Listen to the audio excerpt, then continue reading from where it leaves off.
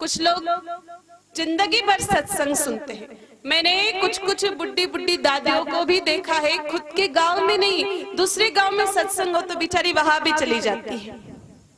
12 बजे सत्संग हो रहा है, गाड़ी 9 बजे छोड़ देती है उस गांव में, तो 9 बजे से लेकर के 12 बजे तक पंडाल में बैठे बैठे इंतजार भी करती। कुछ कुछ बहनें, कुछ कुछ भाई लोग, कुछ कुछ लोग मेरे भाई बहन उस स्थान को छोड़ करके, निज स्थान को छोड़ करके तीर्थ स्थल पर भी कथा हो रही है कहीं, तो वहां भी जाकर के कथा श्रवण करते हैं। कुछ लोग टीवी के सामने बैठ करके कथा सुनते हैं। कुछ लोग घर पर ग्रंथ ला करके मेरे भाई बहनों कथा पढ़ते हैं और सामने बैठने वाले सुनते हैं। अनेकों माध्यम है कथा श्रवण करने के। कथा सुननी चाहिए, मैं नहीं कह रही हूं कि कथा मत सुनो मेरे भाई बहनों, जहां भी मौका मिले हमें चूकना नहीं चाहिए, बिल्कुल भी कथा तो जरूर सुननी चाहिए। लेकिन मेरे भाई बहनों, हम केवल मात्र कथा सुन रहे हैं, सुनते सुनते काले सफेद हो गए, सुनते सुनते मेरे भाई बहनों जहां पर पूरी बत्ती सी रहा करती थी वो प्लॉट ही उजाड़ हो गया। सुनते सुनते मेरे भाई बहनों कान बहरे हो गए, सुनते सुनते आंखों पर मेरे भाई बहनों चश्मा चढ़ गया, सुनते सुनते आंखों का ऑपरेशन हो गया। लेकिन सत्संग की एक बात भी अगर हमने जीवन में नहीं उतारी तो हमने जीवन भर जितना सत्संग श्रवण किया है वो सब कुछ बेकार है। अगर हम एक बात भी जीवन में नहीं उतार पा रहे तो मेरे भाई बहनों क्या मतलब रह जाता है सत्संग सुनने का। इससे अच्छा है घर पे बैठे बैठे आराम से टाइम पास करो, या आराम से खाना खाओ, या पंचायती करते बैठो। एक बात तो जीवन में उतारनी ही चाहिए। किसी भी सत्संग में जाओ मेरे भाई बहनों, 7 दिन की कथा होती है। यूं तो 7 दिन में महाराज जी या जो व्यासपीठ के माध्यम से हमें आदेश दिया जाता है, 3 घंटे में जितनी भी बातें कही जाती है उनको कहीं ना कहीं जीवन में उतारने का प्रयास करना चाहिए। लेकिन 3 घंटे की बातें हम जीवन में नहीं उतार पा रहे तो कम से कम 1 मिनट का जो भी हमें अच्छा रास आ रहा है, हमें पसंद आ रहा है, जिस पर हमारी बार बार जिस चीज पर हमारा ध्यान केंद्रित हो रहा है, उसको तो जीवन में उतारने का प्रयास करो मेरे भाई बहनों, हमारा कल्याण हो जाएगा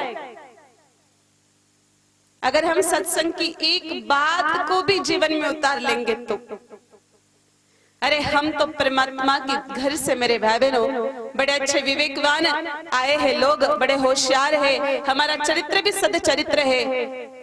अगर चोर जैसे लोग भी सत्संग सुनकर के 1 मिनट का सत्संग जीवन में उतार लेते हैं तो मेरे भाई बहनों चोर को भी इस संसार के दीनानाथ की डोर हाथ में आ सकती है। मैं आपको एक घटना सुनाती हूँ।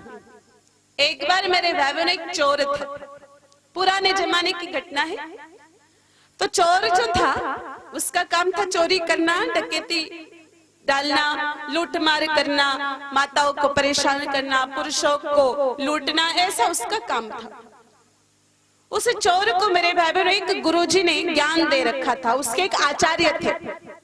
और पुराने जमाने में चोरों के जो गुरु हुआ करते थे, चोरों के जो आचार्य हुआ करते थे मेरे भाई बहनों, उनको कहा जाता था चोराचार्य। तो चोराचार्य ने अपने शिष्य को, चेले को ज्ञान दिया। लगभग 1 साल का कोर्स था, पूरा कंप्लीट किया। उस कोर्स के दरमियान गुरुजी ने बताया कि भाई किस जगह कब चोरी करनी है, चोरी करते वक्त पकड़ा गए तो क्या बोलना है, कैसे भगना है, कैसे उस जगह से निकल जाना है, किसी के हाथ नहीं आना है, खुफिया रास्ते कौन से हैं। अनेकों प्रकार की मेरे भाई बहनों युक्तियां, अनेकों प्रकार की टेक्निक गुरुदेव ने अपने शिष्य को बताई। शिष्य ने वो सुनी। 1 साल का कोर्स पूरा हुआ।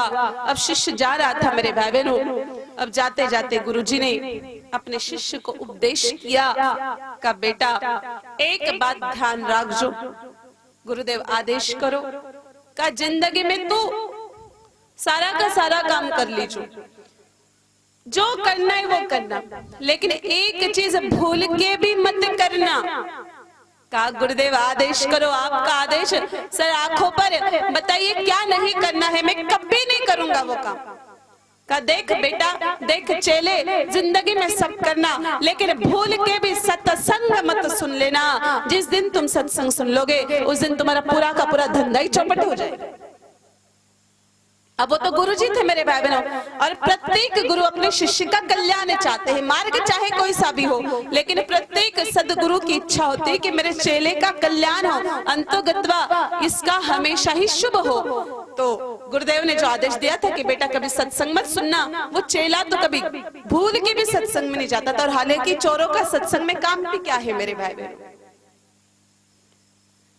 वो जाता ही नहीं था। अगर उसको पता पड़ जाता कि भाई फलाने गांव में सत्संग चल रहा है तो वो रास्ता बदल लेता था। अगर उसको पता चल जाए कि लांबा खो में सत्संग चल रहा है तो मेरे भाई बहन वो डाबी से बाईपास निकल जाता था, आता ही नहीं था लांबा खो। ऐसा क्रम लगातार चलता रहा। लेकिन मेरे भाई बहन जो चीज हमारे मुकद्दर में लिखी हुई होती ना, उसको कोई भी नहीं टाल सकता। लाख करो चतुराई कर्म का फेर मटे नारे भाई, उसी कर्म के कारण से तो वन को गए रघुराई। दशरथ मरण हरण सीता का वन वन राम फिरे, कर्मों की करनी टाडोड़ी नाही टड़ी। जो कर्म में लिखा है, जो मुकद्दर में लिखा है, वो हो करके ही रहेगा मेरे भाई बहनों। चोर के मुकद्दर में सत्संग लिखा था। चोर एक दिन एक गांव में गया, उसने प्रवेश किया। आगे ही चबूतरे पर दो चार दादा लोग मिलकर के पंचायतियां कर रहे थे। वैसे तो बुढ़े लोगों को मेरे भाई बहन चबूतरे पर बैठ करके पंचायतियां नहीं करनी चाहिए, सत्संग चल रहा तो वहां पहुंच जाना चाहिए। लेकिन बुढ़े लोग थे, मानते नहीं थे, वहां बैठ के पंचायतियां कर रहे थे। आगे गए, माता बहनों को देखा, माता बहनें आंगन में खड़ी थारी मारी अठली वठली पांच पंचायती निंदा स्तुति कर रही थी। तो चोर के तो कैसे पता चलेगा कि गाँव में सत्संग चल रहा है। एक तरफ तो पुरुष पंचायतियां हाँक रहे हैं, नरेंद्र मोदी और सोनिया गांधी की बातें कर रहे, एक तरफ माता बहनें थारी मारी कर रही। तो चोर को तो बिल्कुल भी डाउट नहीं हुआ कि इस गांव में सत्संग चल रहा है। लेकिन जैसे ही वो आगे बढ़ा, 10-5 लोग बैठे हुए थे और महाराज जी तो सत्संग कर रहे थे। अरे बाप रे, चोर ने देखा कि गुरुदेव का आदेश था सत्संग में जाना नहीं है, अब क्या करूं, इतने रास्ते में आ गया, बाईपास तो कोई है ही नहीं, इस रास्ते से तो जाना ही पड़ेगा, क्या करूं क्या करूं। चोर ने देखा मेरे भाई बहनों सुनना ही नहीं है ना, जा तो सकते हैं, गुरुजी ने यूं थोड़ी कहा है कि उस गांव में ही मत जाना, जा तो सकते लेकिन सुनना नहीं है। इसलिए चोर ने क्या किया, अपने दोनों उंगलियों को अपने कान में डाल दिया। और चोर मेरे भाई बहनों उसी रास्ते से, उसी मार्ग से, उसी पथ से गुजरने लगा। लेकिन परमात्मा तो सबके बाप है, वो विधाता है मेरे भाई बहनों। उसने पहले ही विधि में तय कर लिखा है कि क्या होने वाला है। उस चोर के पैर में कांटा चुभ गया। बहुत देर तक तो वो लंगड़ा चला, लेकिन जब उसकी सहन शक्ति खत्म हो गई मेरे भाई बहनों, उसने अपनी एक अंगुली निकाली कान में से और कांटा निकालने लगा। उसी वक्त महात्मा जी ने शब्द कहे, करुणा करो दया करो, करुणा करो दया करो, करुणा करो दया करो, करुणा करो दया करो, करुणा करो दया करो। और मेरे भाई बहनों ये शब्द चोर के हृदय में प्रवेश कर गए। हालांकि उसने कभी भी सत्संग नहीं सुना था, उसको आदतन में नहीं था सत्संग, लेकिन वो शब्द कान के माध्यम से मेरे भाई बहनों सीधा हृदय में उतर गए। और हम में से तो कुछ लोग ऐसे भी महापुरुष जो सीधा यहाँ से डालते मेरे भाई बहनों, सीधा बाईपास निकाल देते, अंदर भी डालने का कष्ट नहीं करते। चोर ने जैसे ही मेरे भाई बहनों वो बात हृदय में डाली, निकल तो गया था वो, लेकिन जाते जाते उसके मन में अनेकों ख्याल आए। अरे मैंने पूरे जिंदगी में कितना पाप किया, कितने बेकसूरों को परेशानी किया, कितनी जगह पर मेहनत करने वाले लोगों के पैसों को लूटा, कितनी बहन बेटियों पर अत्याचार किया, ऐसा मुझे नहीं करना चाहिए था। और सच में मैं आज के बाद ऐसे गंदे काम, ऐसे बुरे काम, ऐसे दुष्कर्म नहीं करूंगा। और चोर ने संकल्प ले लिया। मेरे भाई बहनों चोर ने दूसरा काम धंधा ढूंढ लिया, अब वो वही काम करने लगा। एक दिन रास्ते से जाते जाते चोर का ध्यान गया कि एक जगह पर एक गाय माता जी विराजमान है और उस गाय माता के पीठ पर इतनी बड़ी जख्म हो रही है, कीड़े पड़े हुए हैं गाय माता के उस जख्म में। और चोर के हृदय में मेरे भाई बहनों करुणा की गंगा बहने लगी। चोर गौ माता जी के पास आया, उंगली उंगली से कीड़ों को हटाया, और पास में कोई जड़ी बूटियां थी। गुरुदेव ने ज्ञान दे रखा था वैसे भी आयुर्वेद का भी थोड़ा बहुत कि अगर चोट लग जाए तो खुद का इलाज खुद कर सके। तो वो जड़ी बूटियों के पौधे के पत्ते उठा करके लाए, उखाड़ करके लाए और मेरे भाई बहन उस जख्म पर उस चोर ने लगा दिया गाय माता जी के, और वो वहां से निकल गया। दूसरे दिन गाय माता अपने पैरों पर खड़े हो गए और कुछ ही दिनों बाद स्वस्थ हो गए। और मेरे भाई बहनों इस प्रकार से उस गाय माता को चोर ने स्वस्थ कर दिया। समय गुजरा, कालांतर से मेरे भाई बहनों चोर की मृत्यु हुई। अब चोर ने देखो पूरे जिंदगी भर खोटे कर्म तो कर ही रखे। लेने के लिए यम के दूत आए, चित्रगुप्त जी ने भी अकाउंट खोला। यम के दूत आए, उठा करके ले गए यमराज के पास। चित्रगुप्त जी ने पहले अकाउंट खोल रखा था। सामान्यतः लोग जब बुरा काम करते तो उनको लगता है कि हमको देखने वाला कोई नहीं, ऐसा ही लगता है ना। अगर आदमी कमरे में अकेला भी हो, आजकल तो सीसीटीवी कैमरे आ गए, हर चीज पर ध्यान रखते हैं, लेकिन कैमरा भी नहीं हो सीसीटीवी और वो अकेला भी हो और कोई भी पास में नहीं हो, जीव जंतु, और वो कोई बुरा काम कर रहा है, कोई खोटा काम कर रहा है, तो मेरे भाई बहन उसको लगता है रे मुझे कौन देख रहा है, जबकि ऐसा बिल्कुल नहीं है मेरे भाई बहनों। परम पिता परमात्मा ने हमारे साथ परमानेंट इनबिल्ट 2 कैमरे दे के भेजा है। ये इनबिल्ट ही है, अलग से उसको बिठाने की जरूरत नहीं पड़ती। और ये 2 इनबिल्ट कैमरे हैं, हमारी ये 2 आंखें।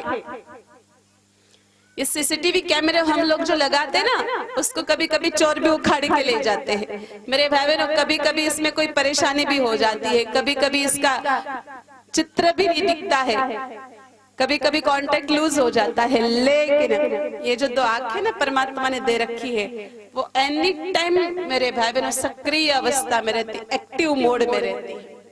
और इसका सीधा मेरे भाई बहनों डेटा सेव होता है चित्रगुप्त जी के पास। इसके जो फुटेज होते हैं वो चित्रगुप्त जी के पास सेव रहते हैं। और जब भी इंसान वहां पहुंचता है ना, नाम पर क्लिक किया जाता है और पूरा का पूरा बायोडेटा निकाल करके वो रख देते हैं मेरे भाई बहन। इसलिए कहीं भी रहो, कैसे भी रहो, एक बात अच्छी तरह से आप समझ लो कि हम जहां भी जा रहे हैं परमात्मा हमारे पर ध्यान दे रहा है। देखो हम किसी सार्वजनिक जगह पर जाते हैं तो वहां पर एक नोट लिखी हुई रहती है, सावधान आप सीसीटीवी कैमरे की कैद में हो। इसी प्रकार से हमें 24 घंटे सावधान रहना चाहिए। सावधान आप परमात्मा की आंखों की कैद में। चित्रगुप्त जी का अकाउंट जैसे ही खुला, चोर का पूरा बायोडाटा सामने निकल के आया। यमराज ने कहा भेजो इसको नरक में। लेकिन जैसे नरक का रास्ता पकड़ा चोर ने, मेरे बाबू ने एक जगह पर ध्यान किया कि चोर ने सत्संग की बातें सुन करके अपने जीवन में परिवर्तन ला करके गौ माता की सेवा की, और गौ माता उसके प्रभाव से स्वस्थ भी हो गए। और काफी समय तक गाय माता ने आनंद पूर्वक इस संसार में रह करके अपनी लीलाएं की। जब ये बात चित्रगुप्त जी ने पढ़ी, यमराज के सामने वो बात रखी। यमराज ने मेरे भाई बहनों उसके बुरे कर्मों को, पाप कर्मों को, दुष्कर्म को एक तरफ रखा और उसके पुण्य कर्म को एक जगह रखा। हालांकि पापों की लिस्ट लंबी थी मेरे भाई बहनों और पुण्य बस एक ही था, लेकिन जब वो पाप और पुण्य का तराजू में नाप हुआ तो उस समय पाप का जो पलड़ा था मेरे भाई बहनों ऊपर उठा और पुण्य का पलड़ा गौ सेवा का नीचे गया। और उसी पुण्य के प्रभाव से यमराज ने चोर को आदेश दिया कि हे चोर, अपने दोनों उंगलियों को मुंह में डालो। चोर ने अपने दोनों उंगलियों को मुंह में डाला और मेरे भाई बहनों चोर की उंगलियों में से गाय माता का दूध बहने लगा।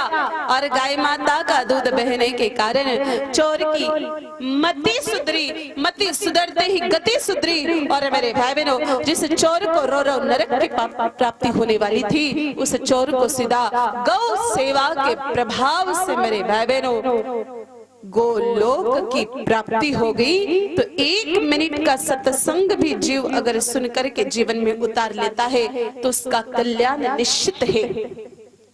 तो हमें भी इस सत्संग को जीवन में जरूर उतारना चाहिए।